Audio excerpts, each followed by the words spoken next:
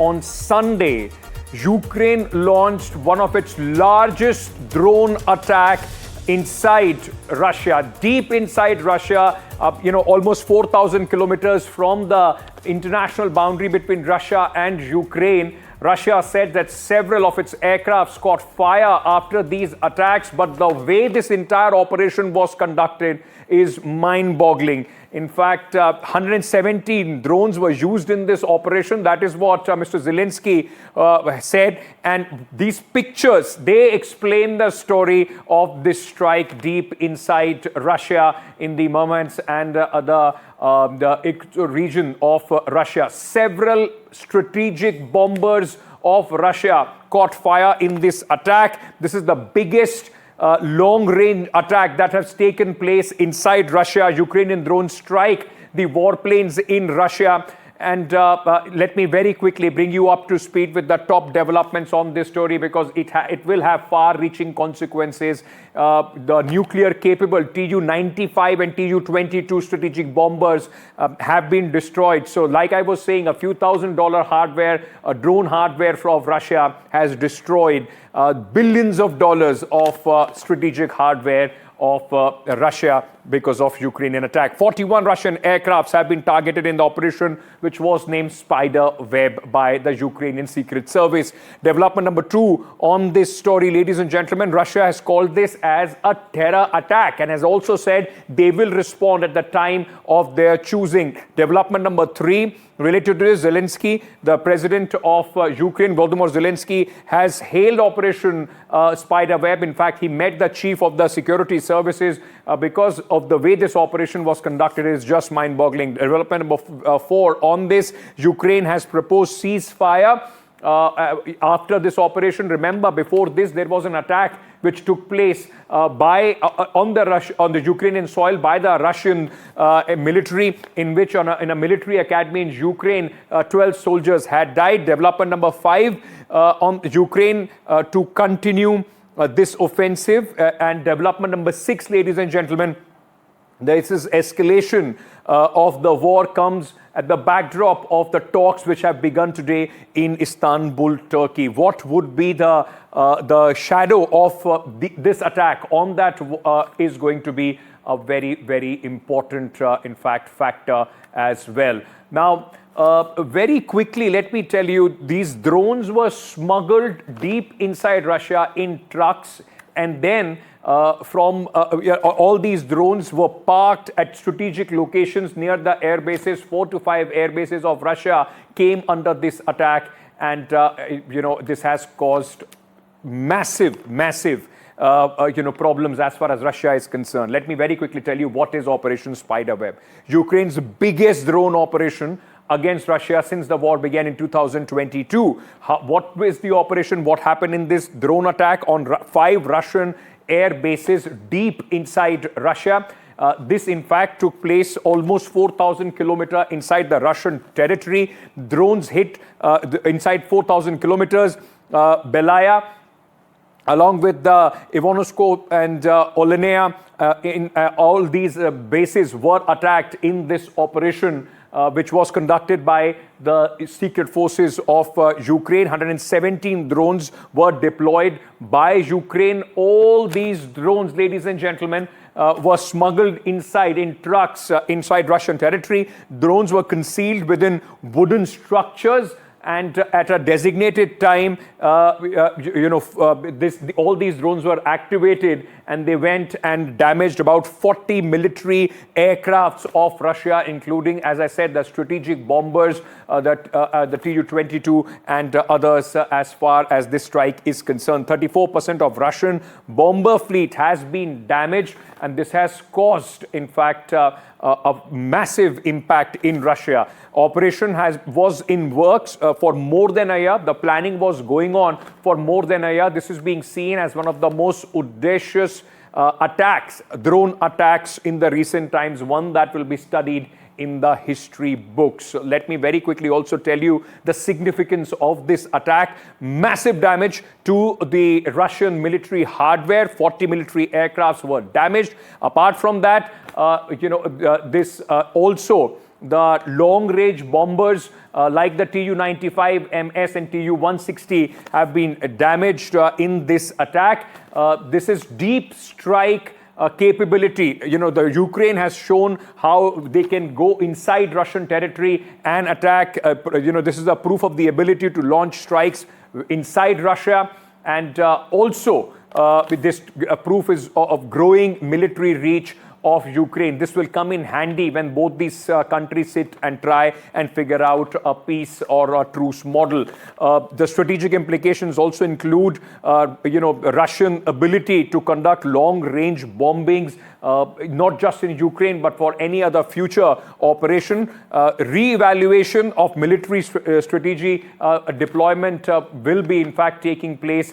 And this is a massive morale booster for the Ukrainian forces, who were, in fact, facing a lot of attacks as far as the Russian side is concerned. Let's listen into what President Volodymyr Zelensky has said on this. Щойно була доповідь голови Служби безпеки України Василя Малюка. Блискуча операція проведена. На території ворога виключно проти військових цілей, проти саме тієї техніки, яка використовувалась в ударах проти України. Дуже відчутні втрати Росії і абсолютно справедливі, заслужені їхні втрати. Дякую Службі безпеки, особисто генералу Малюку, також всім, хто був задіяний в операції. Готували операцію більш ніж 1,5 роки. Планування, організація, всі деталі були ідеально підготовлені. Let's dive a little bit deeper in this, and let me go across to my colleague Shiv Arur, who's been studying this right from the time it happened, trying to understand it threadbare. We're also being joined by Roman Kozyrev, party correspondent in the Donetsk region. We are also being joined by Andrei Dobazhek, founder and editor-in-chief of Frontline. Thank you so much, gentlemen, for joining me at this moment. Shiv, let me begin with you very quickly. The implications of this is being studied just not in Russia and Ukraine, but across the globe.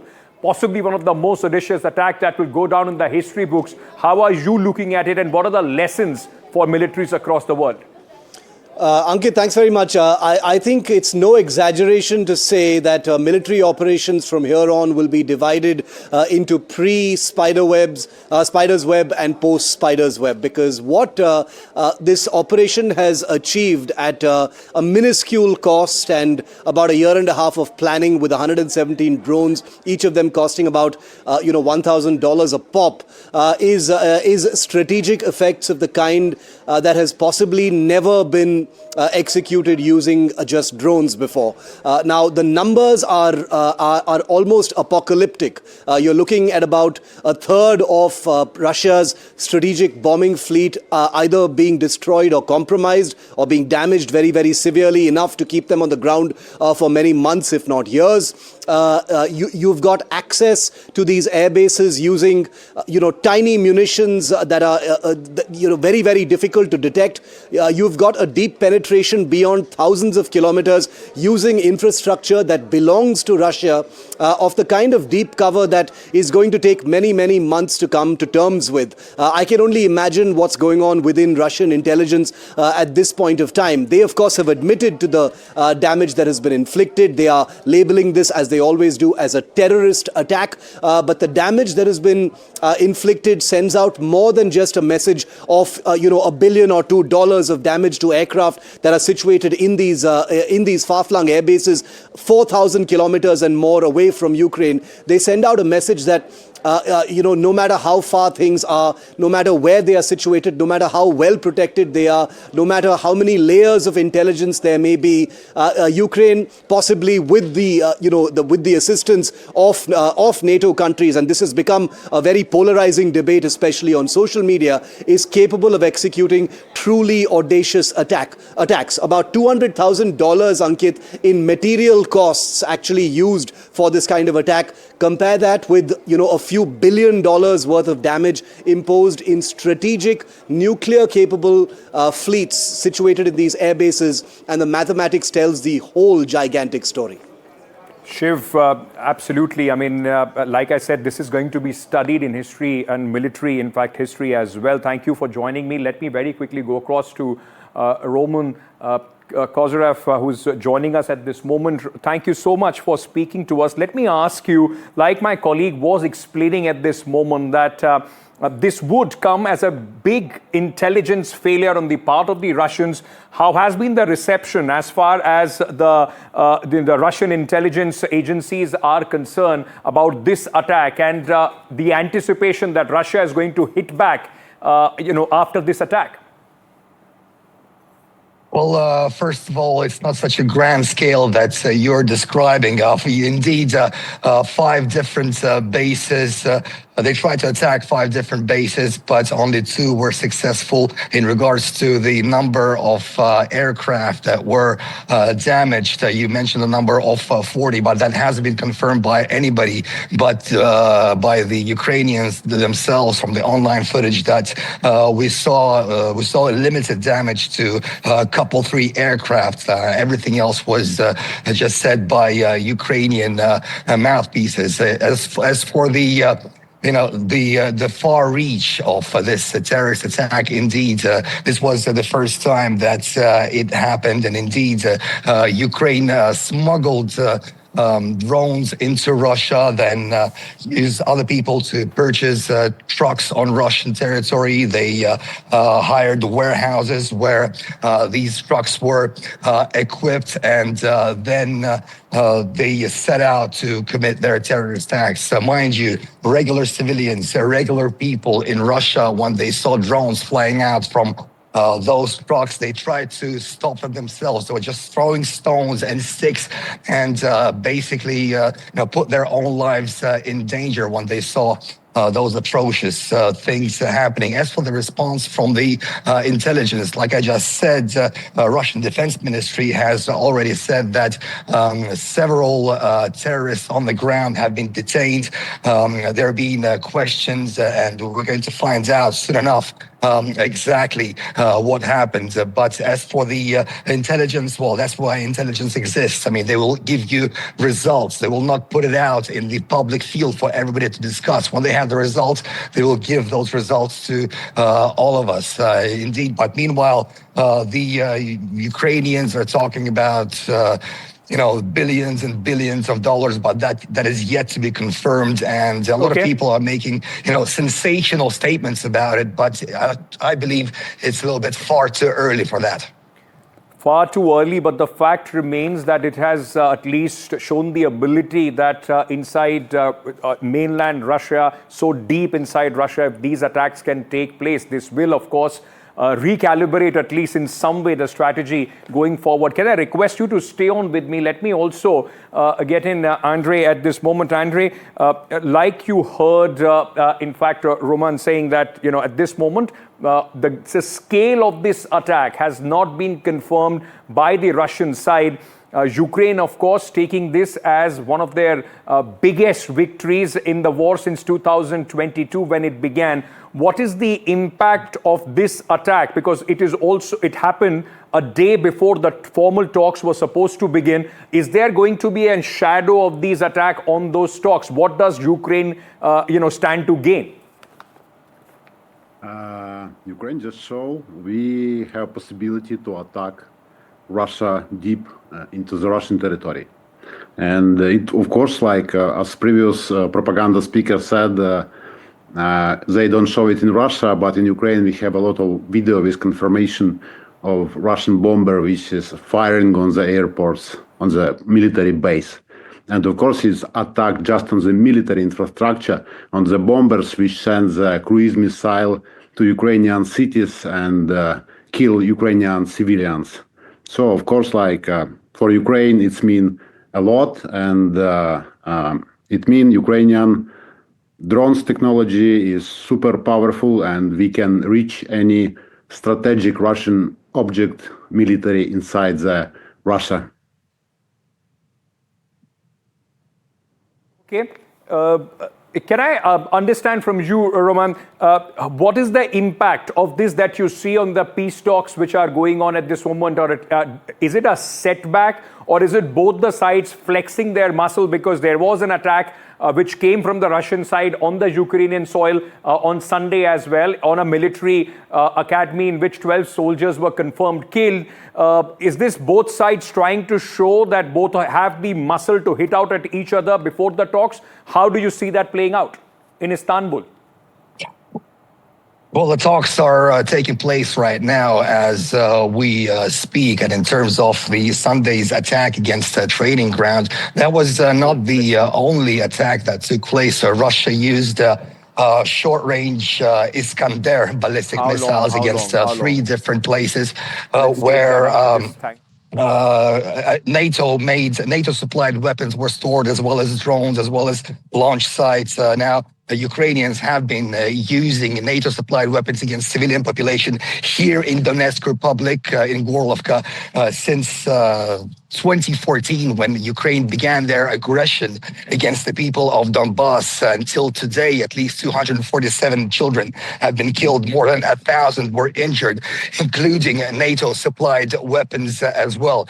Whether this will be have any effect on the talks, I cannot tell you. I'm not there in Istanbul. I'm right here in Donetsk Republic, where I've been since 2014 and saw all the atrocities of the Ukrainian militants with my own eyes, and saw plenty of children ripped apart by their weapons. So, if I was in Istanbul, I would tell you more. But at the moment in time, you saw that Ukrainian delegation all arrived at the talks in Istanbul wearing military uniforms, while with all the Russians are business-like attire. So, the results of the first talks were very positive. 1,000 individuals were exchanged on each side. Ukraine, by the way, returned Kursk residents, civilians that they kidnapped when they incursed into Russian territory. Claims, counter-claims, of course, at this moment, but